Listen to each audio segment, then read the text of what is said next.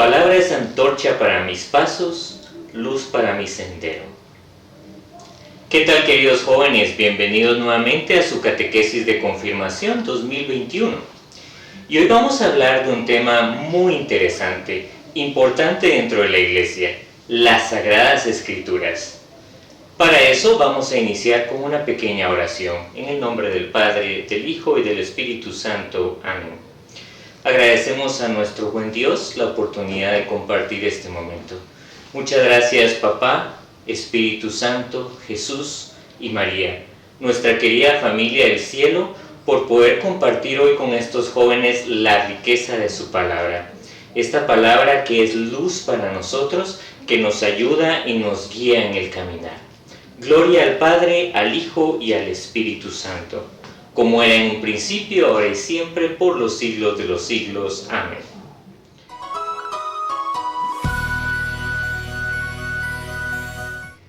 Bien, y para esto vamos a empezar diciendo, ¿qué es la Biblia? Bueno, pues la Biblia viene de la palabra biblos, que significa biblioteca, es decir, es una recopilación de libros sagrados, y por eso también le llamamos las Sagradas Escrituras. Ahora bien, estos libros han sido escritos por agiógrafos. Estos agiógrafos son personas inspiradas por el Espíritu Santo que también a través de su época, a través de su cultura, van escribiendo su propia experiencia de Dios. Y esto es lo interesante en la palabra. Ahora, podemos decir que la Biblia es propia de la Iglesia Católica, porque es la Iglesia la que ha recopilado estos libros sagrados a lo largo de la historia. Empezando alrededor del año 325, en época de Constantino, y terminando la recopilación en el 383 después de Cristo, con el Concilio de Hipona. Aquí solemnemente se define el canon que sería considerado más adelante como palabra de Dios, la Sagrada Escritura. Este canon se confirma solemnemente en el año 1546, en el Concilio de Trento. Ahora bien, ¿qué contiene este canon? Pues en esencia, dos partes. La primera parte del Antiguo Testamento se considera del canon alejandrino, versión de los 70s. Este canon contiene 46 libros. La segunda parte es lo que nosotros conocemos como el Nuevo Testamento, 27 libros sagrados. Ahora bien, si la Biblia parte de este canon, podríamos preguntarnos, ¿y por qué es que ahora existen tantas Biblias, tantas versiones diferentes? Y esta es una pregunta muy interesante, y podríamos responderla de dos formas. La primera es que al momento de que los apóstoles tuvieron la necesidad de extenderse y de ir a todas las naciones como Jesús les había ordenado en Mateo 28, en ese momento tuvieron también que adaptarse a la cultura y al lenguaje de los lugares a los que tenían que ir. Y por eso mismo la Biblia empieza a traducirse a otros idiomas y de distintas formas para su propia interpretación en cada cultura. Una segunda razón es que a partir de la Reforma Protestante con Martín Lutero empiezan a haber nuevas sectas, nuevas iglesias cristianas, y en esencia cada iglesia va tomando lo que le conviene, y por lo mismo las versiones van variando. Algunas incluso al grado de modificar la palabra de Dios o incluso ponerla a su conveniencia. Por eso sabemos que las versiones evangélicas de nuestros hermanos separados no contienen los 46 libros del Antiguo Testamento, sino solamente 39 libros. Y esto es porque toman el canon palestinense en vez del canon alejandrino, y este canon lo habían conformado los judíos en tiempo de Jesús. Ante tanta diversidad, podríamos decir, bueno, y entonces, ¿cuál es la Biblia que yo debo tomar? ¿Cuál debo elegir yo como católico? Y es una pregunta muy buena. Y para eso vamos a pedirles que tomemos por lo menos dos criterios, ¿sí? Dos criterios para poder decidir cuál es la mejor Biblia. El primer criterio es la cantidad de libros. Como ya dijimos, nuestra Biblia católica debe contener 46 libros en el Antiguo Testamento y 27 libros en el Nuevo. En total, 73 libros. Ya si la Biblia que tomas no tiene 73 libros, esta será la primera señal de que no es una Biblia adecuada, por lo menos para nosotros. Un segundo criterio es ver la contraportada de tu Biblia. En la contraportada vamos a encontrar una de dos inscripciones en latín. Puede decir imprimatur, que significa esta se puede imprimir, o bien nil obstat, que significa no hay obstáculo para su impresión. Si tienes una de estas versiones y tiene impresa una de estas dos palabras, puedes estar seguro que es una Biblia católica y la puedes tomar con confianza. Si tu Biblia no tiene estas dos impresiones y no estás muy seguro de cuál podría ser la mejor, entonces no tengas miedo de acercarte a tu sacerdote de confianza y preguntarle. No hay nada malo en preguntar. Hay ciertas versiones que ya son comunes y que podríamos decir que son muy confiables. Te digo algunas, por ejemplo, la versión latinoamericana, la versión de Jerusalén, la versión de Nácar Colunga. Estas versiones ya son aprobadas y son muy confiables dentro de la iglesia. Cualquiera de estas las puedes tomar.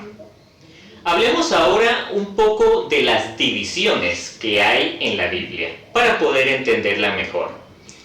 Tenemos dos grandes divisiones como habíamos mencionado antes, el Antiguo Testamento y el Nuevo Testamento. En el Antiguo Testamento, originalmente lo podíamos dividir en tres: la ley, los profetas y otros escritos. Pero una división un poquito mejorada, con un mayor sentido literario, sería la siguiente. Tenemos en primer lugar el Pentateuco, los primeros 5 libros de la Biblia.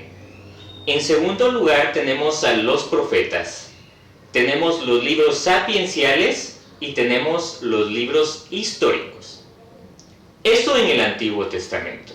En el Nuevo Testamento tenemos en primer lugar el Evangelio, los Hechos de los Apóstoles, las cartas paulinas, las cartas católicas y el Apocalipsis. En esencia son todos los géneros literarios que podemos encontrar en la Biblia para su mejor comprensión. Hablemos ahora del lenguaje. ¿Cómo es que fue evolucionando en la palabra de Dios? Para eso debemos saber que hay 3 lenguajes en los que se escribieron los libros sagrados. El primero es el hebreo, el segundo el arameo y por último también tenemos el griego popular o griego koiné. Los primeros libros de la Biblia del Antiguo Testamento se escribieron en esencia en hebreo. Y los últimos, que son los deuterocanónicos, se escribieron ya en griego, alrededor del siglo II y I antes de Cristo. Todos los libros del Nuevo Testamento, exceptuando San Mateo, se escribieron también en griego koiné. San Mateo se escribe en arameo. Ahora, ¿por qué es tan importante conocer el lenguaje en las Sagradas Escrituras? Porque también, dependiendo del lenguaje, podemos entender la interpretación que quiso dar el mismo autor sagrado, el hagiógrafo. Vamos a poner un ejemplo. El libro de Daniel, este está en el Antiguo Testamento. Originalmente se escribió en hebreo y hay algunos fragmentos que se escribieron en arameo. Pero de este libro, que tenía partes en hebreo y en arameo, se hicieron 3 traducciones posteriores al griego koiné. Y al día de hoy, los manuscritos más antiguos que tenemos del libro de Daniel son escritos en griego koiné. Los anteriores, lamentablemente, fueron perdidos. Es por eso mismo que, derivado de las distintas lenguas, también tenemos otras versiones que nos ayudan a entender el contenido de la Escritura. Por ejemplo, la que mencionábamos al principio. El canon alejandrino está basado en la versión de los 70. Estos eran 70 sabios que tradujeron todos los libros del Antiguo Testamento al griego koiné. Y esta, en esencia, era la versión que se utilizaba en tiempos de Jesús.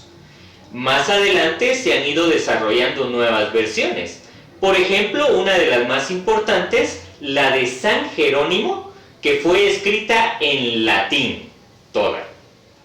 Ahora, independientemente de la versión, la Biblia fue escrita para la iglesia. Y si tú eres parte de la iglesia, esta también es para ti. Claro que entendiendo esto, debemos decir que no cualquier criterio para interpretar la palabra de Dios vale. Para esto vamos a darte 3 criterios que, a nuestro parecer, son los mejores para que puedas entender la palabra de Dios como Dios lo ha querido. El primer criterio sería: lee la Escritura en su contexto. ¿Por qué decimos esto? Porque la palabra de Dios es una revelación progresiva. Desde el Antiguo Testamento hasta el Nuevo Testamento, Dios va revelando poco a poco su propio ser. Si nos damos cuenta, en el Antiguo Testamento empieza revelándose como un Dios poder.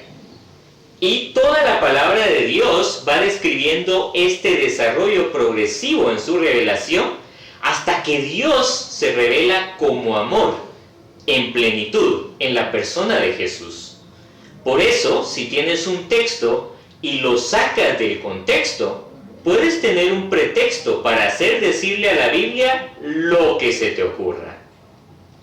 El siguiente criterio de interpretación sería el siguiente: lee la palabra siempre dentro de la tradición de la Iglesia Católica.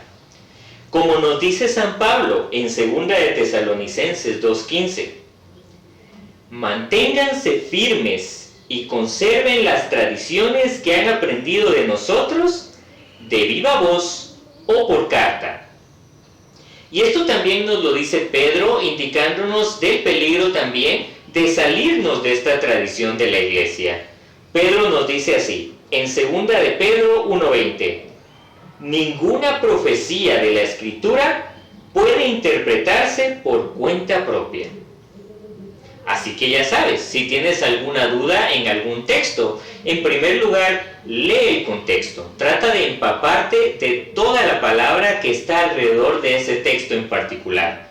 En segundo lugar, si aún tienes dudas, míralo dentro de la tradición de la Iglesia. Busca ayuda. Y un tercer criterio, este es un poco más a lo personal, cuando estás en oración delante de Dios, es ábrete a la analogía de la fe. Es decir, deja que el Espíritu Santo también te ilumine a través de esa palabra que estás leyendo o que estás escuchando. Por eso podemos decir que hay 3 sentidos también en los cuales podemos interpretar la palabra. Estos sentidos son los siguientes. El primer sentido es el sentido alegórico. Este se refiere a cómo podemos interpretar el texto que tenemos delante de nosotros en relación con Jesús, puesto que la palabra de Dios es Jesús mismo. En torno a Jesús es que está desarrollada toda la revelación. Un segundo sentido sería el sentido moral. La palabra de Dios no está hecha solamente para señalarnos a Jesús, sino que también está hecha para señalarnos a nosotros mismos. A ver, ¿Qué de bien y qué de mal estoy haciendo en el mundo? ¿Cómo esta palabra me está iluminando mi propio accionar? Este sería el segundo sentido. Y el tercer sentido es el sentido anagógico. Ciertamente es una palabra un poco fuerte, pero esto no se refiere nada más que a nuestro propio destino, es decir, a buscar a través de la palabra de Dios la propia salvación. Y no solamente nuestra salvación, sino también la de nuestros hermanos. Por eso podemos decir que la Sagrada Escritura está centrada en la persona de Jesús. Y ya lo veíamos antes, el Antiguo Testamento es una prefigura de lo que vendría a ser Jesús en el Nuevo. Y el Nuevo Testamento es la plenitud de la revelación que nos ilumina lo que ya estaba escrito en el Antiguo Testamento. Por eso, cada vez que tomes la palabra, tómala con este sentido. Piensa en Jesús, piensa que Él es quien quiere revelarse a ti mismo, quiere decirte algo importante. Y por eso cuando leas la palabra yo te invito a que no la leas solo porque sí, porque es algo muy interesante o sencillamente como un estudio bíblico. Léela también porque Jesús, Papá Dios, el Espíritu Santo quieren transmitirte algo importante cuando la lees. Por eso el lugar o el ambiente idóneo para que tú leas la palabra es en la oración. Cuando tú entras a tu cuarto, cierras la puerta, como dice Mateo 5, y ahí, en lo secreto, cuando quieres descubrir el sentido de tu existencia, la verdad de tu vida, tomas la palabra y oras delante de Dios, ahí es cuando vas a obtener las respuestas que buscas y que necesitas. Como dice en Hebreos 4:12, pues viva es la palabra de Dios y eficaz, y más cortante que espada alguna de dos filos, penetra hasta la división entre alma y espíritu, articulaciones y médulas, y discierne sentimientos y pensamientos del corazón. No hay criatura invisible para ella, todo está desnudo y patente a los ojos de aquel a quien hemos de dar cuentas. Así que no tengas miedo de tomar la palabra de Dios y orar con ella. Ahora bien, si no sabes cómo dar el primer paso, cómo iniciar a leerla, pues también te damos unos pequeños consejos. En primer lugar, como decíamos, la palabra de Dios está centrada en la persona de Jesús. Así que el primer paso será conocer a Jesús. ¿Y cómo conozco a Jesús? Bueno, pues toma los evangelios. ¿Sí? El Evangelio según San Marcos es el más corto y es el que te podría ayudar más rápidamente a conocer a Jesús. Pero también está el Evangelio según San Mateo, el Evangelio según San Lucas, que aportan mucha más información a este conocimiento de Jesús. Como te repito, no leas la palabra solo por conocerla en lo intelectual. Te invito a que también trates de llevarla al corazón y a la propia vida. Y eso solo se logra si tienes una relación con Jesús. ¿Cómo vas a poder forjar esa relación con Jesús? Orando todo el tiempo, ¿verdad? Y cuando ores, cuando entres en tu cuarto, cierres la puerta y estés en lo secreto, no te olvides de tomar la palabra de Dios y de orar con ella.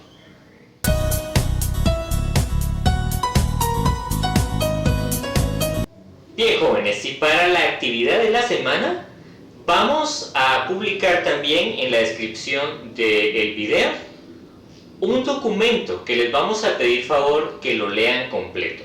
Se llama Constitución Dogmática Dei Verbum sobre la Divina Revelación. Pero no se asusten, no crean que es un documento muy largo. Son solamente 12 páginas. Y con ese documento les vamos a pedir favor que escriban un pequeño resumen en un documento Word y lo publiquen. En este resumen les vamos a pedir que sean muy concisos, muy breves sobre lo que han entendido del documento. En esencia, este documento nos dice por qué la revelación de Dios que está en la Sagrada Escritura es tan importante para la vida de la Iglesia y para la vida de todos nosotros. También vamos a publicar aquí mismo en la descripción una pequeña presentación para que nos ayude y nos anime a conocer cada vez más la Sagrada Escritura. Así que no tengan miedo y anímense a leer la palabra de Dios. Bien, vamos a cerrar este momento con una pequeña oración poniendo en las manos de nuestro buen Dios todo lo que hemos aprendido hoy sobre la Sagrada Escritura, que es su palabra. En el nombre del Padre, del Hijo y del Espíritu Santo. Amén. Hoy vamos a darte muchas gracias, Jesús, Papá, Espíritu Santo, por la oportunidad que nos conceden de acercarnos cada vez más a su palabra. Y no solamente de acercarnos en nivel intelectual, sino también desde el corazón y desde la propia vida. Queremos pedirles que nos den la fuerza, el aliento, el ánimo y la voluntad para hacer vida su palabra y para que a través de su palabra podamos llegar a tener la vida eterna. En el nombre del Padre, del Hijo y del Espíritu Santo. Amén. Gracias, Señor.